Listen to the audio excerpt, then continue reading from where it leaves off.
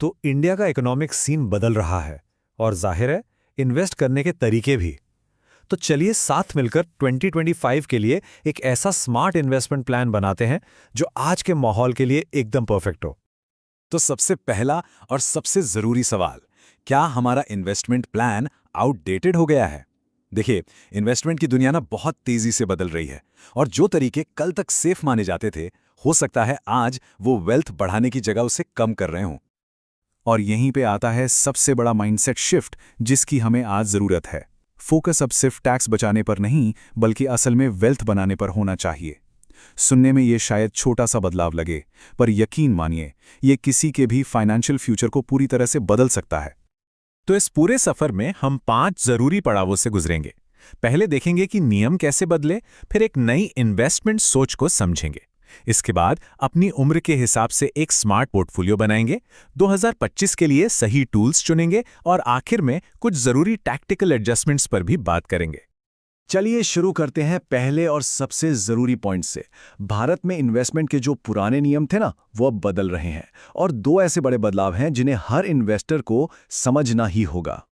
तो ये 2 बड़े बदलाव हैं क्या? पहला तो ये कि न्यू टैक्स रिजीम अब डिफ़ॉल्ट बन गया है। इसका सीधा मतलब है कि सेक्शन 80C जैसी पुरानी टैक्स बचत वाली स्कीम्स अब उतनी काम की नहीं रहीं। और दूसरा, आरबीआई जल्दी ही ब्याज दरें घटाना शुरू कर सकता है। इससे क्या होगा? फिक्स्ड डिपॉजिट और डेट फंड्स पर रिटर्न कम हो जाएगा। मतलब ये दोनों ही बदलाव सीधे हमारी बचत पर असर डालने वाले हैं।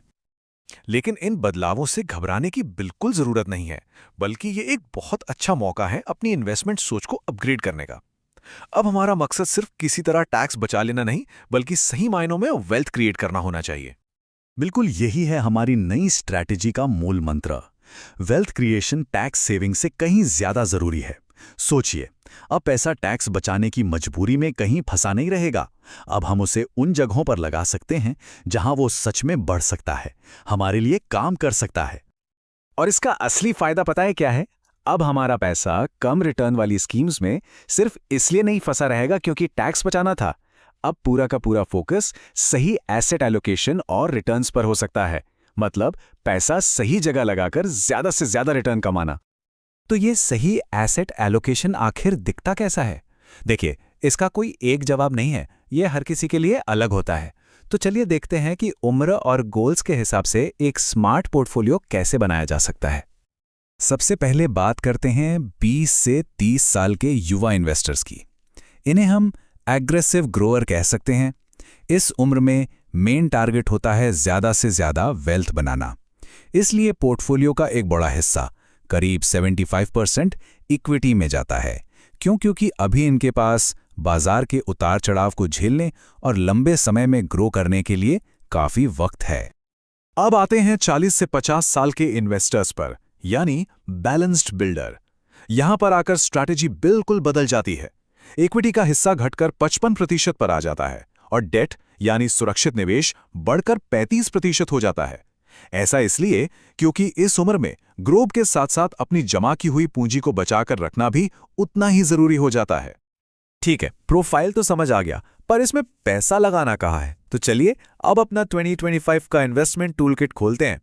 इसे हम 3 हिस्सों में समझेंगे। पोर्टफोलियो का इंजन जो इसे रफ्तार देगा, सेफ्टी नेट जो इसे गिरने से बचाएगा, और हेज जो इसे अचानक लगने वाले झटकों से महफूज रखेगा।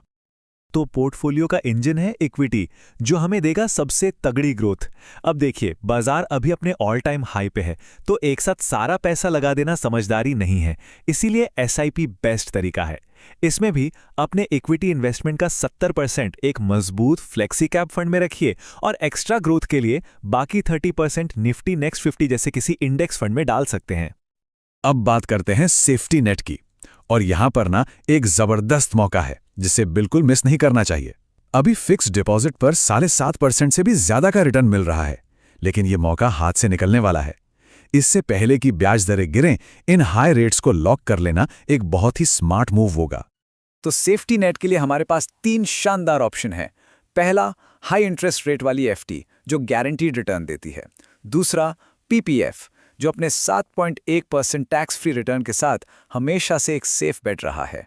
और तीसरा है कॉर्पोरेट एनपीएस। ये उन लोगों के लिए खास है जिनका एम्प्लॉयर ये सुविधा देता है, क्योंकि न्यू टैक्स रिजीम में भी ये टैक्स बचाने में मदद कर सकता है। अब बात करते हैं एक ऐसे ऑप्शन की जो रियल एस्टेट में इन्वेस्ट करने का पूरा गेम ही बदल रहा है। ये हैं REITs यानी रियल एस्टेट इन्वेस्टमेंट ट्रस्ट्स। जरा सोचिए, अब महज कुछ 100 या 1000 रुपए में देश के बड़े बड़े ऑफिस बिल्डिंग्स और शॉपिंग मॉल्स में हिस्सेदारी खरीदी जा सकती है और उनसे आने वाले किराए के रूप में रेगुलर इनकम भी कमाई जा सकती है। और आखिर में आता है हमारे पोर्टफोलियो का सुरक्षा कवच यानी हेज।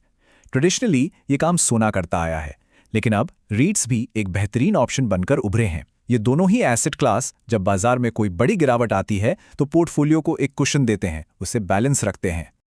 अब हम आ गए हैं अपने विश्लेषण के आखिरी पड़ाव पर।